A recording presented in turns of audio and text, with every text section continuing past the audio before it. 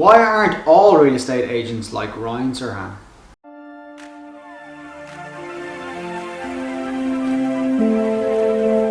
Over the last year or so, a number of young Irish people have reached out to me, mainly on Instagram, asking questions about how to get involved in real estate investment, and some also about starting a career in real estate. I am actually very thankful that the younger generation are interested in a career in real estate. If I can't help them, I always generally try to point them in the right direction. And if you are interested in property, make sure you subscribe to this channel, because I do try to give out as much useful information about investing and working in property as I can. Sometimes I get asked, do I know who Ryan Serhant is and do I follow him? The answer to both of those questions is yes, I do know who he is and I do follow him. For those of you who don't know who Ryan is an actor turned real estate broker based in New York City. Ryan is actually one of the main actors on Bravo's hit show $1 Million Listings New York, that's now in the 7th series. Ryan has also turned his hand at social media and is very successful as well. He has over 1.5 million followers on Instagram and nearly 1 million subscribers on YouTube. And he's also penned a hit book called Sell It Like Serhant. I'm actually often asked why more real estate agents in Ireland aren't like Ryan. Generally I spit out a few answers, and generally they mostly contain, well, our markets are completely different. But I'm going to put together a video right now to explain why I believe more agents in Ireland, or why agents in Ireland aren't like Ryan. A quick bit of background on where I'm coming from. Generally most of my 16-year plus experience is based here in Ireland. Most of that actually is in commercial and investment real estate. I have got some exposure to the UK market through work over the years, and from family reasons I've got exposure to South America as well. In terms of my knowledge of the US market, most of it comes from reading, but I do have a direct family member who has bought a property in the US recently, and also I explored the possibility of investing in the Keller Williams agency model here in Ireland for over a year. So I do have quite a good understanding of how their agencies work and how their real estate model actually works as well. First, it's actually important to understand the market differences. At the time of making this video, the average home in America was $250,000. The average home in Ireland was €267,000. As Ryan Serhant is actually based in New York, let's look at Dublin versus New York. The average price of a property in New York is currently $1.5 million US. Here in Dublin we're 420,000. Anyone that's seen any of Ryan's listings will see that some of them are over 30 million plus, but let's, for the sake of this video, assume that some of his listings average about 3 million, and later in this video we'll assume 1.5 million. And let's also assume we're comparing it to luxury property here in Dublin with an average price of 1 million. The next difference to consider is actually the real estate licence itself. Here in Ireland the licence is granted by the Property Service Regulatory Authority.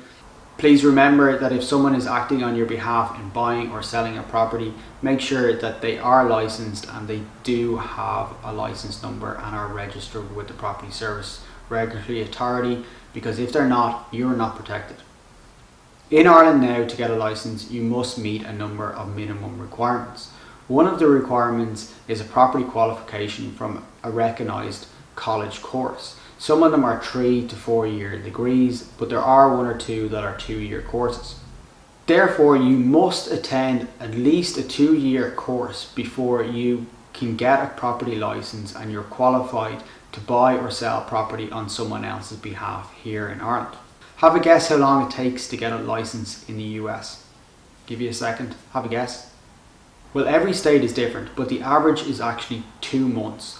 Some states it only takes 1 month to get it, and in other states it actually only takes a minimum of 2 weeks to get your license. So I think this just illustrates that Ireland is focused more on a knowledge-based agent, where the US leans more towards a marketing-based agent. I'm not saying that US agents can't be very knowledgeable, and I'm not saying Irish agents can't be great marketers. I'm just pointing out that the entry point in Ireland is very knowledge-based. The percentage commission on property sales is actually one that comes up quite a lot, and it is a big one, and there is reasons why there's such a difference. The standard commission in the US is 6%. Here in Ireland we're generally at 1% or 1.5%. In the US, in most cities and regions, A buyer will not be able to put in a bid directly. They will have to engage with a buyer's agent.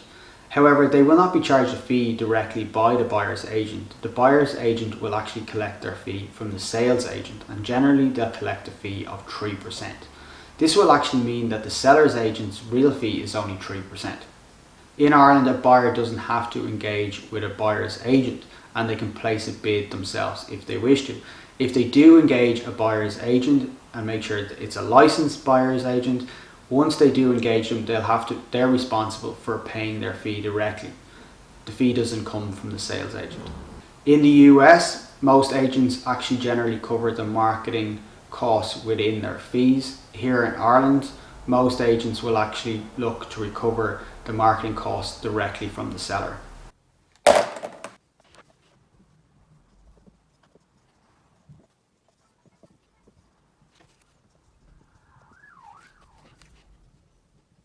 Right, so I've quickly set this up to look at what the agents in the US and Ireland's take-home fee actually might be when you take everything into consideration, right? So we've already said the average price in the US at the moment is approximately 250k. The average price here in Ireland is 267k. Commission rates, we've already agreed that it's an average of 6% here in Ireland for ease. So this one will go for 1.5%.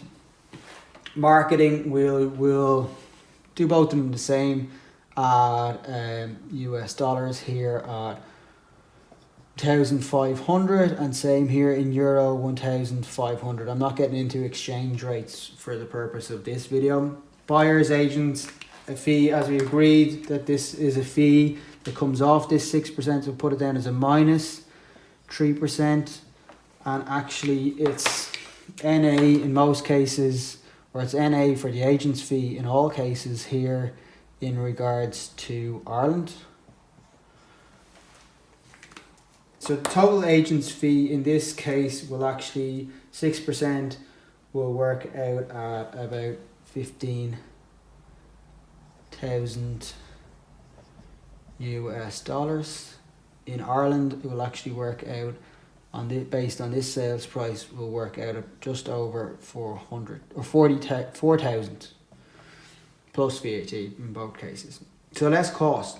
So you need to take away, in the US, what you'll have to take away is your 3% of your fee, which is 3% of the fee you've collected here. You'll also have to take away your marketing costs. So you'll actually be down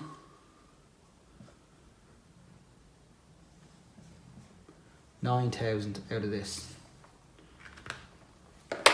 Over here, you won't have a buyer's agent's fee, and you've already collected that from your client. So again, that's NA. So what you're left with then is your agent's fee here in the US. After selling this property, your actual fee will be about 6,000, and your fee over here won't have changed. It'll still be just over 4,000. Make it 5 to make sure people know what I'm keeping it consistent. So when you take all of this into consideration, there's very little difference between the two fees, $2,000 in the difference. I think that's something to consider when you're looking at a 6% fee at the outset and a 1.5% fee at the outset over in Ireland. That's not a big difference when you consider that there's a huge difference up here. So really, when you consider that you have to pay a buyer's agent 3% and you actually have to cover the marketing cost yourself, there's not much of a difference at all. Also, there's a risk element to this because an agent in the US runs the risk if they don't sell it within a certain period of time, they've actually forgone their marketing expenses and they won't be able to recover them. So therefore, every few sales that they actually lose will be built into this fee here as well. So when you actually look at it this way, there's very little difference between the US and Irish agents' take-home fee. And this is before you build in any costs associated with running an office, any admin staff, etc., websites and all the other stuff that go with running a business. So Let's quickly look at it from a New York average price to a luxury property here in Dublin City. And we will say the average price, as we kind of said, in the US and New York at the minute is 1.5 million. And we'll just take, for argument's sake, an agent who is selling luxury property here, and their generally benchmark is 1 million per property. Again, we said a 6% commission rate. We have already said that we will work off a 1.5% commission here for this example. Again, marketing here, if you're someone like Ryan who's marketing in the US and New York, their marketing costs are probably pretty considerable considering what they actually do. There's very elaborate videos made for each property. There's also very elaborate open houses, stunts planned for each property that they do. So let's be, I don't know if this is being generous or being harsh, but let's say 10 grand for marketing an actual property over in the US in New York. Some obviously are going to be far less than that, and others are going to be more. And we'll say a decent sized property like a luxury £1 million property here in Dublin, generally speaking, you're not going to get much out of a 3k marketing budget, but that's what most agents will probably propose. The actual buyers, again, let's do this. Buyer's agent is going to get 3% of that fee, so that's again a minus. Again, what we have here, there's no cost for a buyer's agent's fee here in Ireland, so that is again NA. It's not relevant here in Ireland. So your total agent's fee that they'll actually get in this New York example, if say Ryan was selling it, they'd get 90,000. Here in Ireland, they would get 15,000. But then you have the less costs, so we'll do that. So costs associated with this, you've got your 10k, and you've got 3% agency, which is 50% of this. So you're actually down 55,000 in actual costs. Again, this is NA over here. So your true actual fee that the agent here in New York will actually take is somewhere in the region of 35,000. And your fee over here in Ireland, selling luxury properties of $1 million, will still stay around 15,000. So bearing this all into account, you can actually see how someone like Ryan Serhant can actually hire a video crew and also hire video editors and so on when they get fees like this. But they do also have pretty substantial costs in running a New York office, so that has to be borne in mind as well, and their admin staff, etc., are all going to be very expensive.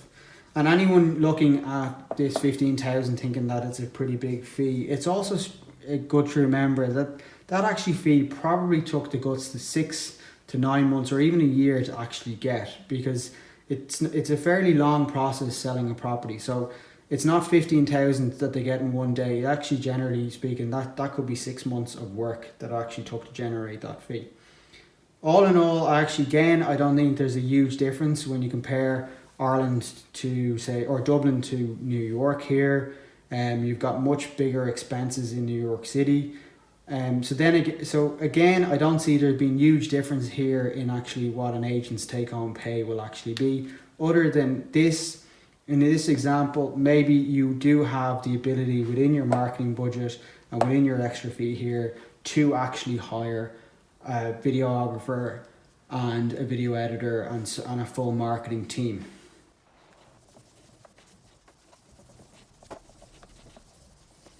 I would love to see more agents here in Dublin be as slick with their marketing as Ryan is in the US. But I feel with fees being squeezed all the time, I don't see many agents having the budgets to actually be able to create something as dramatic as Ryan does. I would even suggest that this actually only probably works in New York City. Probably is not even feasible in many cities in the US either. The average salary for an agent in the US is actually $42,000 per annum. That's not to say that there aren't agents in the US making $1 million plus every year, but it just is the average because quite a lot of agents in the US aren't actually full-time agents. Also, when you look at the average salary in New York for a real estate agent, it actually currently is $87,000 per annum. And there's some might actually say that that's not actually a great salary for New York City. The average salary here in Ireland ranges from about $30,000 to $75,000 depending on what area you're specialising in. And also it can go as far as $300,000 and more if you actually are a director in one of the major firms. But I don't actually see many agents here in Ireland being able to afford a full-time cameraman and videographer like Ryan does in the US. But there is loads of room for agents here to grow on social media and to show a bit more of their personality. But maybe they don't want to, because what I found is I've actually gained no fee-paying clients from social media. There's also the physical limitations. Dublin just doesn't have the same backdrop as New York City. I do love Dublin, but it's not as cinematic as New York City. Also, you do get a lot of funny looks when you're walking around Dublin trying to vlog. Trust me on this one. So why aren't agents more like Ryan Serhant? Well, his methods may not always result in actually getting the best price, and some clients actually may feel they want a more reserved real estate agent. Also, most agents aren't actually trained actors and don't have 100,000 K plus to spend on a full camera crew. Not actually sure a lot of agents would actually like to be like Ryan. There's a lot of great agents here in Ireland that achieve great prices for their clients without using any social media. These are just some of my thoughts on Irish agents versus US agents. If you have any thoughts on Irish agents or US agents, or perhaps even believe Irish agents should actually act more like US agents, put them in the comments below or DM me on Instagram. I'm delighted to hear your thoughts.